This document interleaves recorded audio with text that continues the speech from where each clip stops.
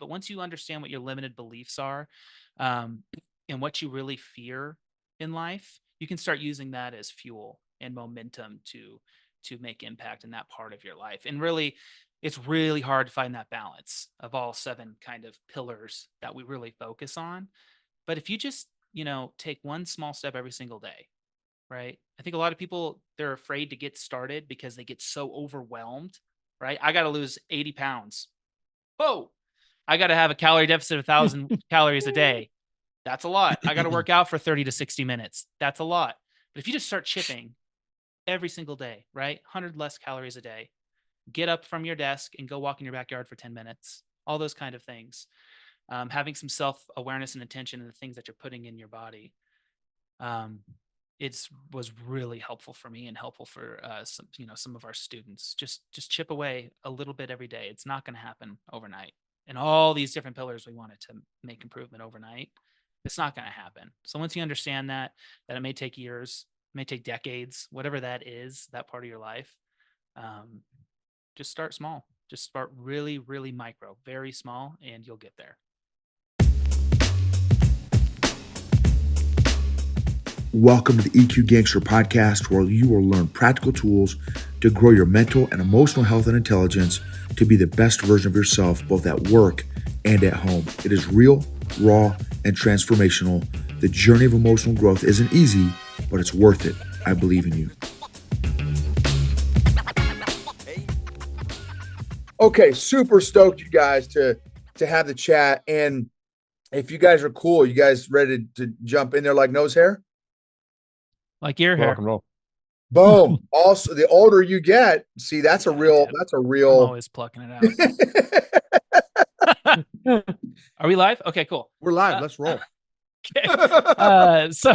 So yeah, Eli and I, we have Peak Fulfillment Men's Coaching. So we help men find a fulfilled and create a balanced lifestyle through self-awareness, and really helping them unlock their potential. So we help men with that, millennials specifically, entrepreneurs. So that's really cool, really awesome. That's our fire, our passion. We also have a company called Results Imagery, which we do photography and videography for e-commerce businesses. So small mom and pops just getting started online, all the way to like Disney, Target. Like, we've worked with massive companies, which we're very blessed and lucky to do. And then we also run a franchising company, a barbershop franchising company. So we run the operations and sales and marketing for that. And then we have like side gigs. Eli does like some marketing agency stuff, like advertising. I have a photo booth company, and we're just always looking for ways to like grow, make money, and make impact. So Incredible. So I am a serial entrepreneur, and I love entrepreneurs. I think, and obviously our entrepreneurs better than anybody else. No, it's just different, right? It's just the Totally. entrepreneur life is just right. It's different. It's different, right? And I think it attracts and it's funny, right? You being millennials, I think it attracts. I mean, obviously the country was founded on entrepreneurship, but Exactly. as we went into the old industrial age, right, we got less and less and less, of course, entrepreneurs. But now uh, I think the younger generations, you guys, Gen Z, are way more entrepreneurial minded than, say, Gen X and baby boomers are rare, more rare in that category. I would argue. Have you guys kind of seen some of that? Yeah, I totally agree. definitely. Yeah, go ahead, Kyle. I'll jump in after you. Well, I just think millennials have seen in their upbringing and their parents living the American dream, working 30, 40 years for one company to retire at 65 to make okay money. And I think we've learned that we can control our future. We can control the now and what we want to do. And really, when it comes to producing income for yourself, the sky is the limit. And I just think there's been so much messaging. And I think social media, YouTube, podcasts, books, and the availability of that has made it easier to consume. And obviously, we're the generation of that, right? So I think that's just that kind of all that wrapped in one. I think, we have the drive just to go for it, and just kind of what we saw and learned growing up. Yeah, I think I would kind of piggyback on that and say I think this generation, our generation, is pretty influenced by the unique ability that we have of technology to be sitting in your underwear at 11 p.m. blogging and creating a business. That's not what we do. But I'm saying you have the access to do that that you didn't have before. And then that freedom of time, when you layer that onto there, we're one influenced by seeing people that have the freedom of time, financial freedom, creative freedom. Those two things kind of go hand in hand. But we're influenced by that. And I think that COVID really brought that out in this kind of remote world, right? I mean, we're all talking about that still. But I think that was kind of the precipice to answering what you said, which is this generation is entrepreneurs. Yeah, yeah. Well, and that is your audience too, right? For Peak Fulfillment Yeah, Coaching, that is your it is. Yeah. audience are millennial entrepreneurs. So that's great. Yeah, So now, yeah. how did you guys get into the space of Peak Fulfillment Coaching? Tell me that evolution, both individually and then collectively as homies. Totally. Kyle, I'll jump in. I mean, if we zoom back to June 18th, 1992, I was born. Oh, geez, And here then we go. from there, I'm just kidding. Just kidding. So really it was Kyle and I going through all of these different businesses together, being best friends, and going through massive highs and lows, business life and personal life. And then, like you said, being in that exact market of millennial like tech entrepreneurs, it was the perfect opportunity for us to come together and really find something fulfilling, and that something is that we're going to be able to leave a legacy. Like, what is that thing that we can do to actually create impact? Right? We could influence millions and millions of men through like one person, whoever we touch, and by doing that, hopefully, we can create large scale change. But I mean, that's kind of the grandeur picture. At a smaller level, we both came together one day and we're like, what is it that we want to do? What is that legacy piece? What it fills up that fulfillment bucket for both of us? And we both looked at each other almost kind of at the same time and said coaching. And we know that we can relate to people really good. We know what our strengths and our weaknesses are. And one of the strengths is relational ability, being able to really just talk at a vulnerable level, be open and honest. The experiences that we've had, the highs and the lows, we've had to be vulnerable, and we've surrounded ourselves with this tribe of men that are allow us to trek through and become resilient. And we wanted to bottle that up and share it with other guys. We don't really have a community as guys, and that's why we're doing this, and that's our journey. I don't know, Kyle, did I miss anything, man? I mean, just on the personal side, I think Yeah, for me, I was exposed to personal development, self improvement, yeah. like in high school, through this little book and movie called The Secret. Don't know if you've heard of it. And on top of that, I got this security job, like working nights in college for a few weeks at this massive self improvement seminar called Principia through PSI seminars. And I'm sitting here listening to these gentlemen like Bob Proctor on stage talk, and they're saying all these things like a paradigm shift and all these things. I'm like, what is this? And then from there on, I was like, this is it. Like, I know at the age of 19 I can control my destiny, and what I'm putting out is what I'll receive. And so ever since then in college, I was like, dude, I want to be a life coach. But that's a little young. I was a little self-aware that I needed probably a little bit more experience, a little bit more wisdom. And so, as Eli said, just all of that started happening, all this different personal and professional life traumas, ups and downs and highs. And then, yeah, dude, we just came together and we're like, this is it. Like, let's do this. Let's go full force. All we're teaching is things that we used as tools. We're not, things that we've personally, literally, practice on a daily basis to improve ourselves. And we think those things, can make impact in anyone's life. So, we don't really subscribe to any kind of coaching company. We're not underneath them at all. It's just things that we've learned. And I think other millennial males, specifically entrepreneurs, can really take hopefully a nugget or two in our coaching and run Yeah. with it and just change their life and create balance. Love it. Love it. Dig it like a shovel. So, and we talked about that a little bit when you guys had interviewed me on your guys' podcast about the Yeah. tools, right? Like I love that the because again, as a 25-year entrepreneur here, at the end of the day, as an entrepreneur, if I'm going to invest into something that's going to develop me, like I'm cool with the concept and philosophy stuff, but at the end of the day, dude, I gotta like my business pays my bills. So like it Yes. has to create some sort of transformation or change either in me or my business or hopefully both.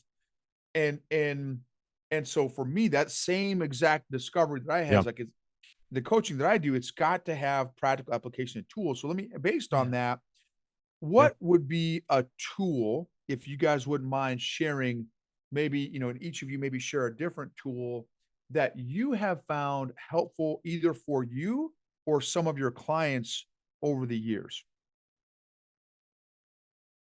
Kyle, you want to jump in or I you want me to go yeah, first, I man? can jump in. Okay. When I so how we look at it is there's 7 different pillars in your life that will create balance, and that is your work For a life, your man. entrepreneur, Yeah.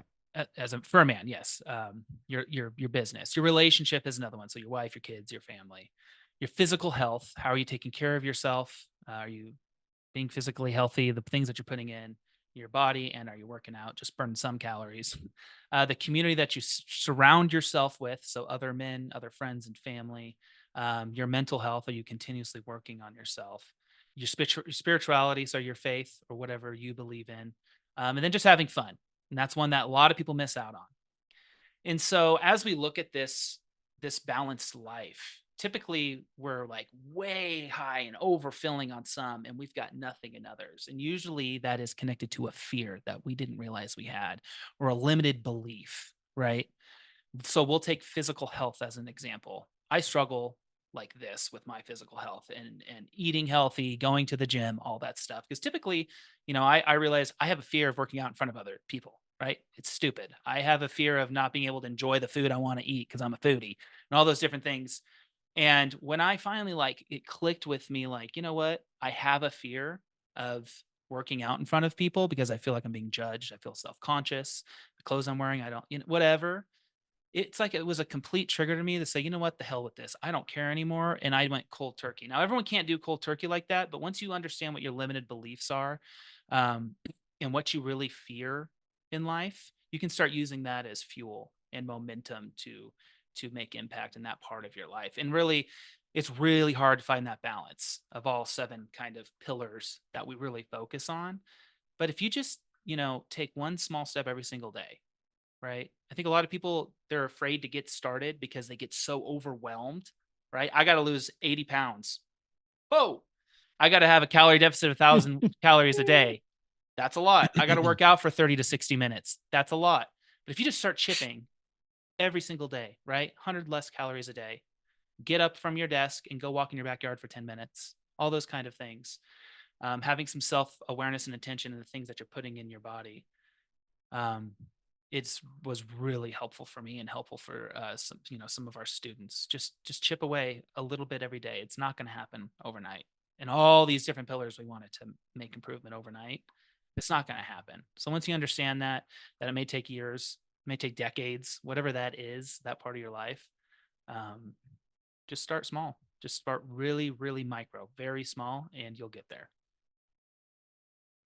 Love it, man. I think a tool in terms of for your audience that I would piggyback on top of Kyle's. I don't know if it's necessarily a fear. I know it can be turned into a limiting belief, but for me, I had kind of an aha moment. I would say pretty recently, with all the businesses that we operate and run and all and everything going on in our lives, personal, professional, and aspirations and goals and things that we're surrounded by. For me, it's been a combination of a couple things, which is I don't know if you play golf at all, Noble, but there's all these photos of Tiger Woods bending, going in for a putt, and he's got his he takes his hat, and a lot of other golfers do this, and they basically take that brim of their hat and bend it over, and they're what they're doing is they're blocking everything out besides that reed on that green. And to me, that's something that I've kind of tried two things. One of them is that stay in my own lane. What I'm doing is going to make impact, not only to Mhm. other men, but it's also going to make impact to me and my journey of fulfillment. So stay in my lane. It's so easy these days to get distracted by, oh man, he just bought a new truck. Oh, he's building a house, whatever it might be. It's really easy to get distracted with that. And then you become completely derailed. So for Mhm. me, it's been kind of more self-confidence and self-talk saying, Eli, you're doing all of these things. Not a lot of people could be doing half of these things, and you're doing them well. So, bend that brim of the hat. Let's stay in our own lane. So that's been Mhm. one kind of moment. And the second one has been kind of more of an aha moment, which is all entrepreneurs typically are getting into running their own business because they want the freedom of time. They've either been influenced by that by some outside source, or that's their perception of entrepreneurship.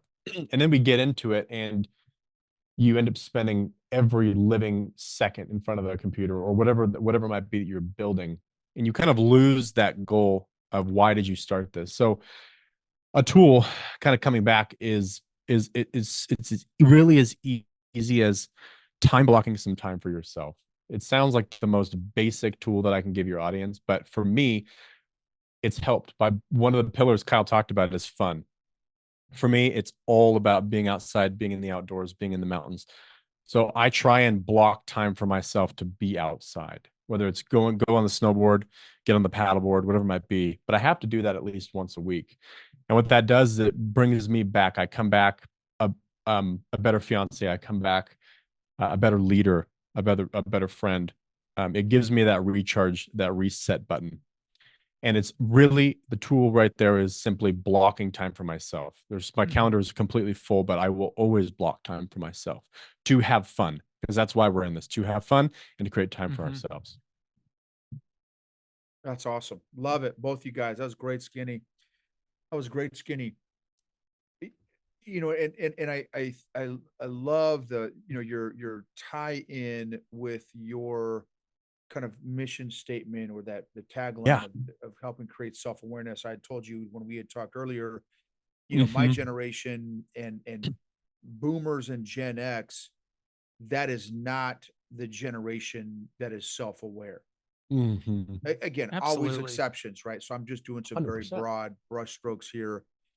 And so that concept and the importance, so as somebody that fits that stereotype perfectly, 4 or 5 years ago, I had almost no self-awareness. And the my social awareness was very high because of my people pleasing addiction, but my Mm. self-awareness was very low. And so but I don't want to lead you. I'm going to ask you. In fact, let me ask you guys. This is fire. Okay, so I know the impact that self awareness has had in my life. Mm. Okay. What?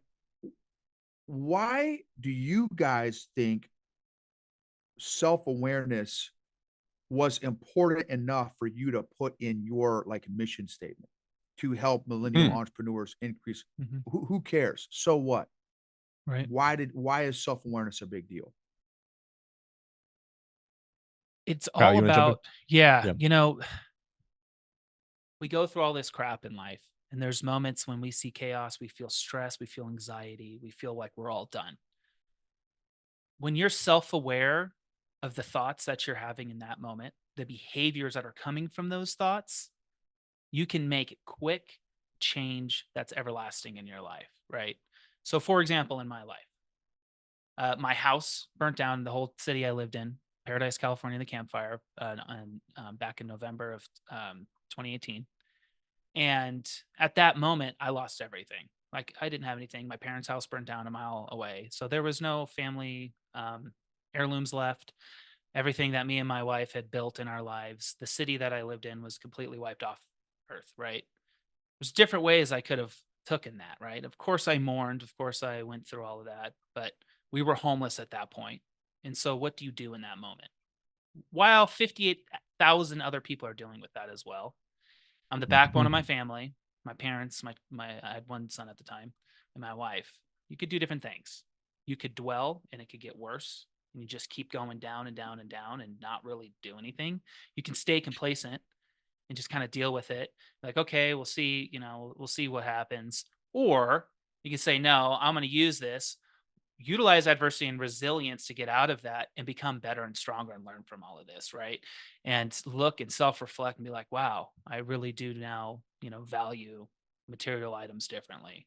I do value my family Hmm. differently and all these different things. And so that's where I kind of started learning self-awareness and like applying it naturally to my life because I had so much I didn't want to be grateful for. I was so angry and so just emotionally charged every decision I was making that I started to focus, well, what can I be, what's good in my life right now? Well, we didn't die, right? My faith became stronger. That's important. Me and my wife's relationship became way stronger. I see that my Hmm. family is stronger. My relationship with Eli and my friends that were supporting me at the time, I saw who I was, and so then I started practicing gratitude. But if I was never able to be in that mindset without self awareness, right? Yeah. There's no way I couldn't have. So for me, that just one example, it's huge. And so when you need to create balance in life, you have to be self-aware of each one of those things. How are Hmm. you and how is your time and the attentions you're doing with your mental health, right? Are your intentions towards that? Are you trying to fill that hole and build that pillar? Or are you not? Well, you need to be self-aware to understand what you're working on with that.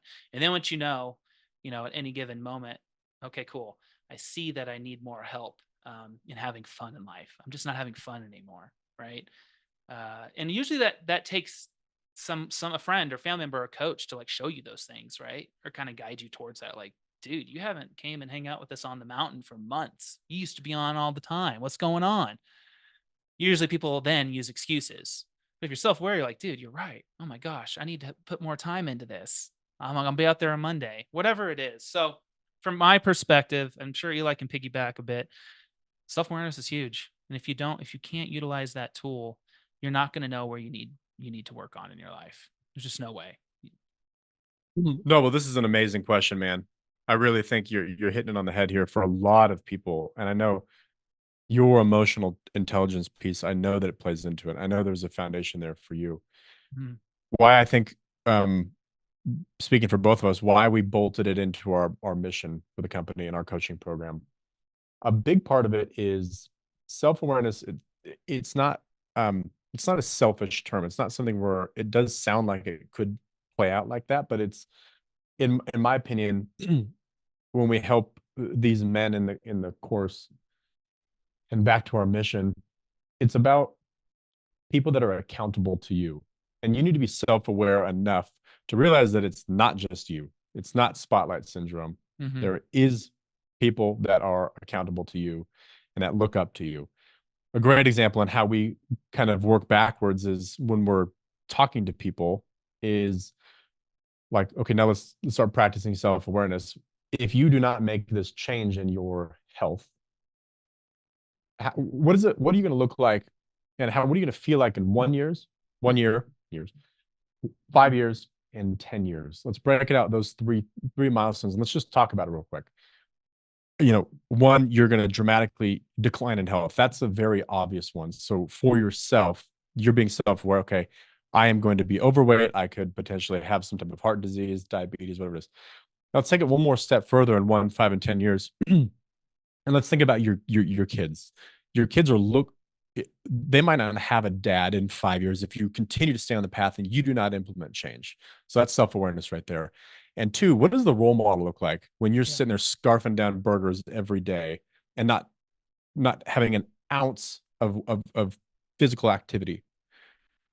That is a moment of self-awareness and self-reflection. And that's, I think, why we really baked it into our program as part of the mission is it's self-awareness also is about who's accountable to you. And you can break Mhm. that down into any part of an entrepreneur's life, personal or business.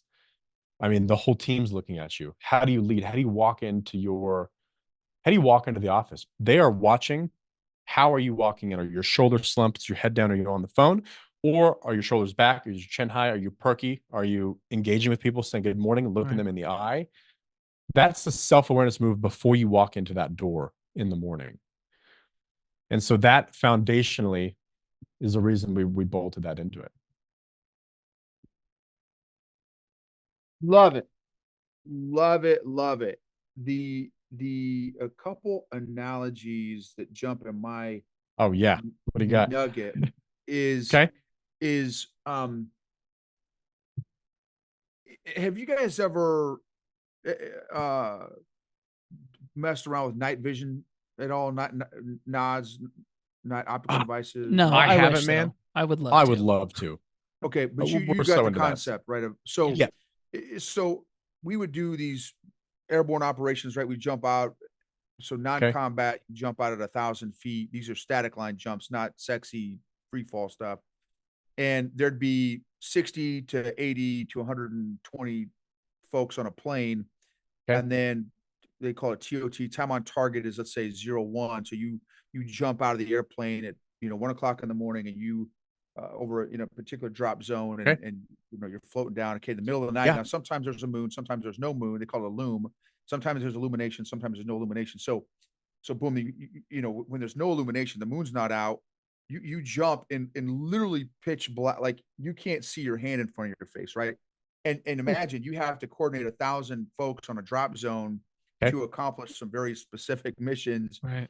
with all kinds, weapons and stuff like that. But anyway, so when you hit the ground, you don't know what, you have no idea where on earth you are, other than obviously the pre-planning, and okay, I have an idea that I'm in Mhm. this particular grid square or whatever.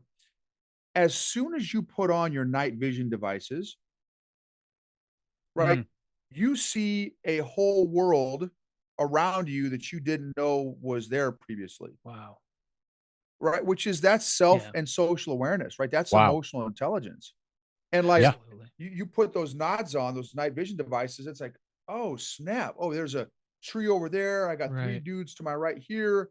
Maybe there's a deer over there. There's a right. I mean, you got Uh-huh. a whole Right. entire landscape that was in front of you that you had no idea was there. And those night vision devices help you navigate through that immediate world that you're operating in. Well, same thing internally, right? So if you imagine taking those nods, and I had a medical procedure done 8, 10 years ago, where they took, I don't even remember the name. This is not right. Some scope that they stuck down my throat, down Okay. my esophagus, whatever.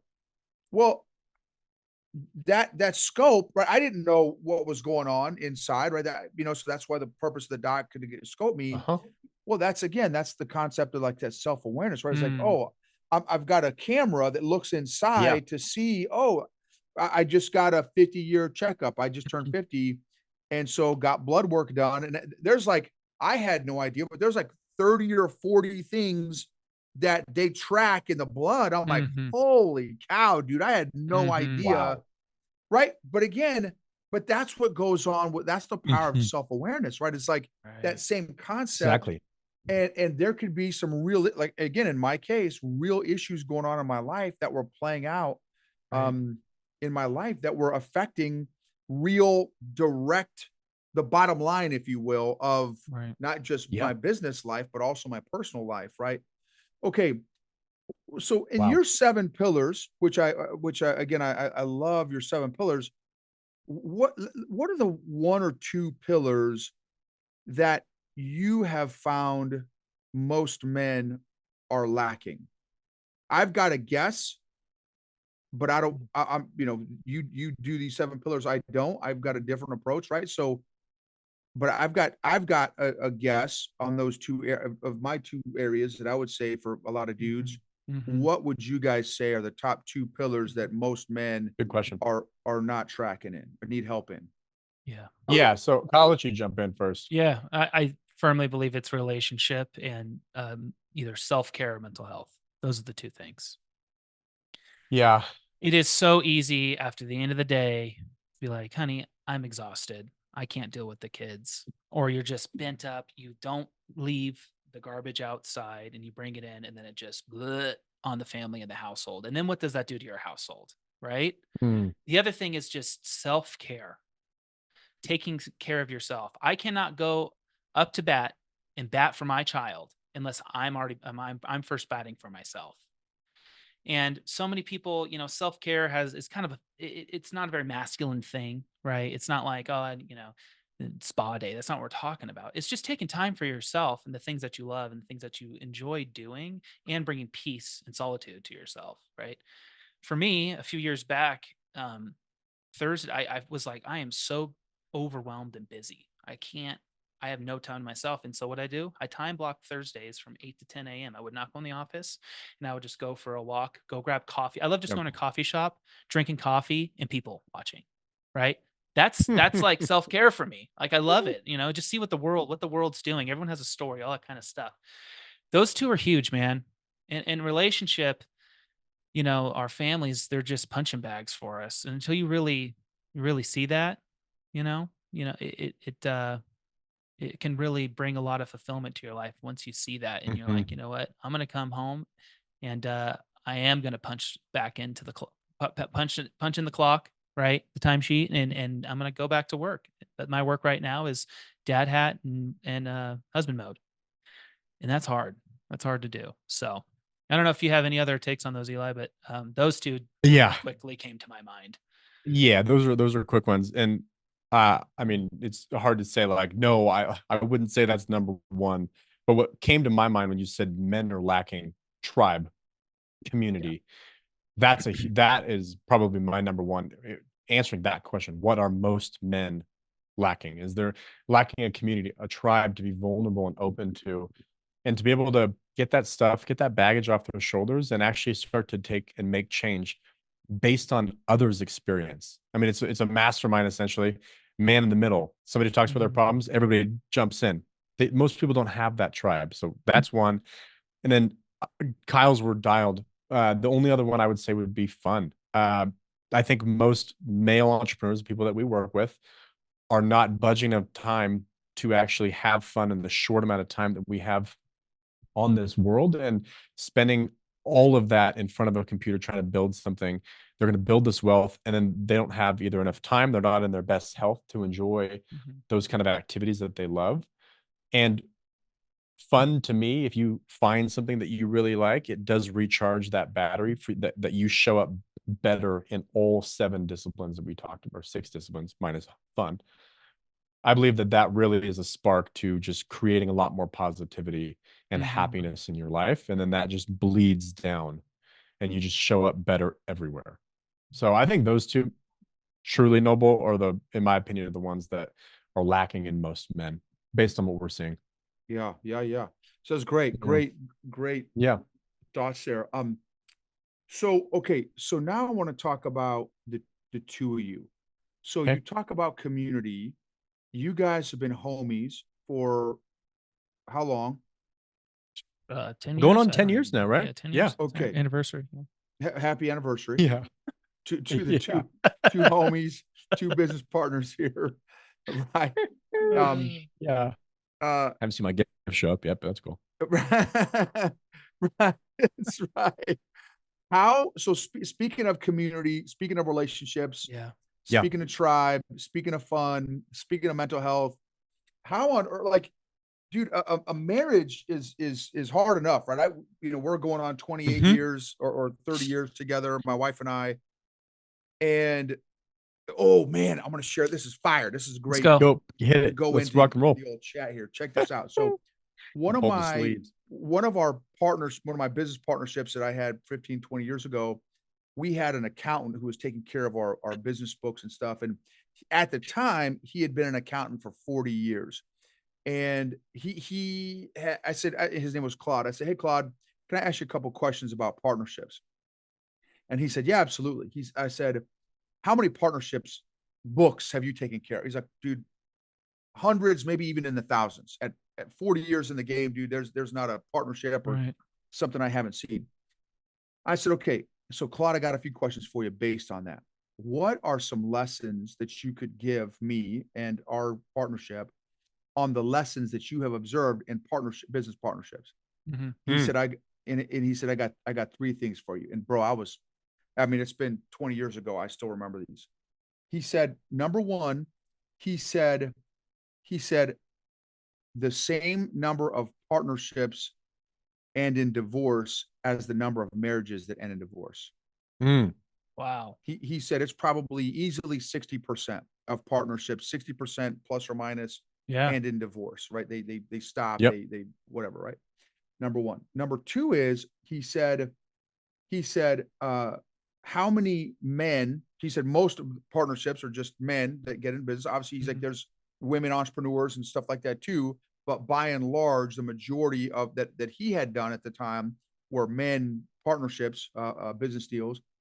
He said, how many men do you know that are good at communication? Mm-hmm. I said, Not a lot. Very many, dude. Yeah, Right? that's Not not very many. Right. Yeah. Number two. So, and he said, then number three, Okay. which kind of ties into the first one, right? 60% end of divorce. Yeah. Well, if most men are getting into business together, they all suck at communication, right? That's not a good recipe to start with. Number three is, he said, what's also been fascinating in my 40 years as an accountant is you will tell a lot about a person or people when the partnership is like $1 million in debt or $5 million in debt or $10 million in debt, right? If in that Right. stage of business, you will see people's true colors be True exposed. colors. Conversely, you will see people's true colors when the business made $5 million or $10 million or $20 million. He said, you will see people's true colors be exposed by a lack of or a surplus of money. And anyway, I thought those are just three powerful lessons. Those are amazing. Based on those, Yeah. that kind of concept, 10 years, like you have not only survived the business failure point, right? Because normally most businesses fail after the first 3 years. So you guys have been in business together with all these different things for 10 years. I don't know, it's changed and all that kind of stuff, but that my point is you're still together. And two, like marriages, most marriages, right? And so like, and obviously a business partnership, I would argue, is kind of like a marriage, right? In For sure. some 100%. regards. How have you guys made it work to be such a tight team of equal contributing superstars in a relationship, in a business partnership? I got a lot that I can unload on that. And I think, Eli, if you want me to jump in, I think I'll agree with everything. There's a few things that Eli and I have learned. First of all, we have utmost respect for each other and we understand what our strengths and weaknesses are. We lean on that heavily. But every time we have a conversation, we leave the ego at the door. And entrepreneurs cannot do that. They have a very hard time leaving ego at the door. And we do. We have yet to Men. have men entrepreneurs. Yes. We have yet legitimately have had a heated argument or debate. That's never happened to each other because we just we want to hear what each other say because we value that other person so much and their input that we want to hear it. And there's so many times where it's like, dude, let's really think about this. And I'm like, all right, tail between my legs, you're right.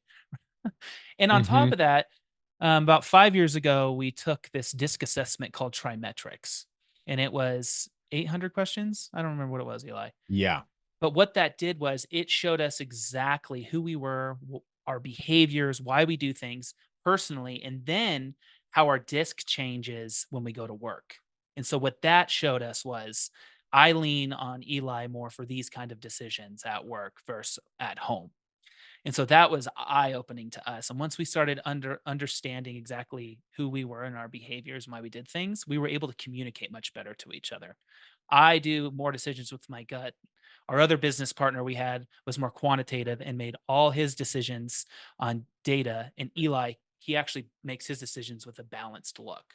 And so we were able, once we learned those things, to communicate really, really effectively. So that's my two take. Eli may say it's all fake and I just have a mask on right now and I actually don't like the guy, but and we have fun. We razz each other. You have to. You got to razz each other. It's Absolutely. relationship first after business relationship. I mean, it's by far. 100%. We could drop our businesses. I would never put a relationship on the line. Yep, exactly. I mean, the first thing I'd say would be invest in a really good back brace. That's what I did because I'm always carrying Kyle on my back. So it's like a really good back brace. Number one thing. That's good. That's so good. I'm just kidding. No, but this comes back to part of the reason doing this podcast, our foundation, our mission, it's self-awareness. to the core, to the T. That's all it is. Kyle and I have the self-awareness, and we've done the homework and the due diligence to go through tests like that, but also to be very level-headed. And I understand what Kyle's ticks are, what are his stressors, how to present something to him if I want to, sway him and get an answer out of him, or like, if I'm going to put something in him that, he's a visual guy. So I know that coming in. It's just like a relationship. What is the love language? You need to be self-aware enough to talk to that person in that language to have them be receptive. So respect is the underlying thing. It is in a relationship, in a marriage. It is in a relationship in a partnership, and just finding the right person that that you can get along with first, obviously. But I think a lot of people say collision, this kind of butting of the heads creates, smoothness down the road. I don't know if I necessarily believe in that, because I've seen a lot and I've gone through a lot that didn't work out. And I think the underlying issue there, or the lack of, would be, communication and lack of respect, and just honoring that person, marriage and or in a business situation. So we're kind of both saying the same thing, but my only point to a little more color on Kyle's was just self-awareness is the root of what he said. Mm. Yeah. That's great. And I think another dynamic that at least that I get from you guys a little bit, that I know you guys and have spent some time with you guys, that makes some of my relationships and partnerships work with people, is that the people that I spend the most time with are all growth minded. So Exactly. we're Yep. all actively not there's not one of us that thinks that we're God's gift on self-awareness or EQ or leadership or whatever, right? Whatever the topic is, marriage, or like, we're all very painfully aware of our shortcomings and areas that we need to work on. And so if someone says, one of you guys, hey, no, but have you ever thought about this? Like, no, probably not. Like, I'd love to, like, help me understand it better or whatever. So That's a good point. Yeah, you never want to be the smartest guy in the room, right? You always want to be surrounded by people that are smarter than you, because you always want to be learning. Growth mindset. I thought that's a really good point. Yeah, awesome. Comes back to tribe as well. Community. Yes. You got to surround yourself with that kind of growth mindset style people. To your point. Your net worth is your network, right? Yep. Right. That's right. Yep. And another one I love kind of in this area is Proverbs 27:17 is iron sharpens iron. So one man sharpens another, one person sharpens another. And if my sword is not sharp, I'm not going to sharpen you guys. Absolutely. And so the sharper that my sword can be, the sharper it's actually helping you guys out too. Cause like, oh crap. Right. So it's we're adding value to not only ourselves by being growth minded, but obviously to those around us that are in our tribe, to make them better as well. Okay. Last kind of last part here is how, tell us about your coaching resources or programs, or how do we find you? How do we connect with you? Tell us a little bit about Peak Fulfillment Coaching. Yes. So Peak Fulfillment, we've really first started going out saying, you know what, we want to help men with fulfillment. So we named it Peak Fulfillment, right? It's mountain themed. You got the peak. How do you get there? It's all about the journey to fulfillment. We firmly believe a fulfilling life is really just living what you were put on this world to do and make impact. It's that journey, right?